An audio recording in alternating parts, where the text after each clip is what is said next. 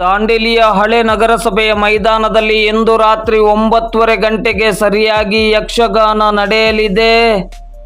ಮಳೆ ಬಂದ್ರೂ ಯಾವುದೇ ಅಡೆತಡೆ ಇಲ್ಲದೆ ಯಕ್ಷಗಾನ ನಡೆಯಲಿದೆ. ಇದೀಗ ಸಂಜೆ ಬಹಳಷ್ಟು ಯಕ್ಷಗಾನ ಪ್ರೇಮಿಗಳು ಯಕ್ಷಗಾನ ಇದೆಯೋ ಇಲ್ಲವೋ ಎಂದು ಸಂದೇಶ್ ನ್ಯೂಸ್ 9ಗೆ ಕರೆ ಮಾಡಿದ ಹಿನ್ನೆಲೆಯಲ್ಲಿ ದಾಂಡೇಲಿ ನವರಾತ್ರಿ ಉತ್ಸವ ಸಮಿತಿಯ ಪ್ರಮುಖರಲ್ಲಿ ಒಬ್ಬರಾಗಿರುವ, ಒಂದು ಕಾಲದಲ್ಲಿ ಹಾಸ್ಯ ನಟರಾಗಿ ಗಮನ ಸೆಳೆದಿದ್ದ ಉದ್ಯಮಿ ಕರುಣಾಕರ್ ಶೆಟ್ಟಿ ಅವರನ್ನು ಮೊಬೈಲ್ ಕರೆ ಮಾಡಿ ಮಾತನಾಡಿಸಿದಾಗ ಯಥಾ ಪ್ರಕಾರ ಯಕ್ಷಗಾನ ನಡೆಯಲಿದೆ ಎಂದು ಅವರು ಸ್ಪಷ್ಟಪಡಿಸಿದ್ದಾರೆ.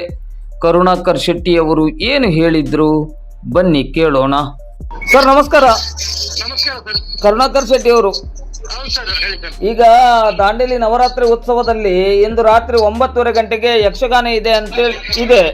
ಹಾ, ಆದ್ರೆ ಈಗ ಮಳೆ ಬಂದಿರೋದ್ರಿಂದ ಯಕ್ಷಗಾನ ಇದೆಯೇ ಇಲ್ವೋ? ಇದೆ ಸರ್. ಯಕ್ಷಗಾನ ಜಗತ್ತಾಗಿ ಸರಿಯಾಗಿ 9:30 ಯಕ್ಷಗಾನ ಚಾಲು ಆಗುತ್ತೆ ನಮ್ಗೆ. ಇದೆ ಅಲ್ಲ? ಹಾ, ಮಳೆ ಬರದೇ ಇರಲಿ, ಮಳೆ ನಮ್ಗೆ 9:30 ಕರೆಕ್ಟ್ ಆಗಿ ಯಕ್ಷಗಾನ ಚಾಲು ಆಗುತ್ತೆ ಸರ್. ಹಾ. ಯಾವುದೇ ಕಾರ್ಯಕ್ರಮದಲ್ಲಿ ಬದಲಾವಣೆ ಇಲ್ಲ, ಸಮಯದಲ್ಲಿಯೂ ಬದಲಾವಣೆ ಇಲ್ಲ. ಇಲ್ಲ. ಹಾ. ನಿಮ್ಮ ಈ ಮಾಹಿತಿಗಾಗಿ ನಿಮ್ಗೆ ಧನ್ಯವಾದ. Okay sir. ಸರ್, ಯಕ್ಷಗಾನಕ್ಕೆ ಈಗಾಗಲೇ ಏನು ಜನ ಬರ್ಲಿಕ್ಕೆ ಸ್ಟಾರ್ಟ್ ಆಗಿದೆಯಾ? ಹಾ, ಜನ ಬಂದಿದ್ದಾರೆ ಸರ್. ಈಗ ಒಂದು 6:30 ಗಂಟೆಗೆ ಕೆಲವು ಮಂದಿ ಬಂದು ಕೂತಿದ್ದಾರೆ. ಈಗ ಕೆಲವೊಬ್ರು 9:30ಗೆ ಸ್ಟಾರ್ಟ್ ಅಂತೇಳಿ ಹಾ, ಮನೆಯಿಂದ 9:30ಗೆ ಹೊರಟ್ರೆ ಅಲ್ಲಿ ಕುರ್ಚಿ ಸಿಗೋದು ಕಷ್ಟ. ಬೇಗನೆ ಬರುವುದು ಚಲೋ. ಬೇಗ ಬಂದು ತಮ್ಮ ಆಸನದಲ್ಲಿ ಯಕ್ಷಗಾನ ಆಗ್ಬೇಕು. ಮಳೆ ಇದ್ದ ಕಾರಣ.